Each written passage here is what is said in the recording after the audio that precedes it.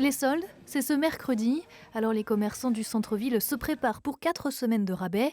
Mais si l'on regarde un peu plus les vitrines, les promos sont déjà dans les boutiques avec les ventes privées, parfois un peu timides. Globalement, premier jour, bien, on a du monde devant la boutique qui attend. C'est toujours un peu l'effervescence le premier jour et après ça se calme. Et là, enfin voilà, honnêtement, c'était plutôt calme.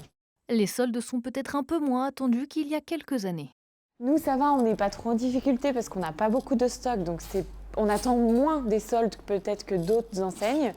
Mais je pense que le premier jour, effectivement, on va avoir un peu de monde, mais après, ça se tasse en fait. Les gens sont un peu perdus, je trouve, dans les promotions. Nous, on est une boutique indépendante, donc on n'en fait pas souvent.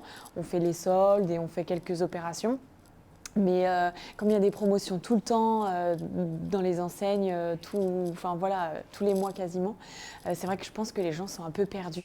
La présidente de l'association Mancéa reste prudente. La vente en ligne devient de plus en plus nécessaire pour les commerçants indépendants.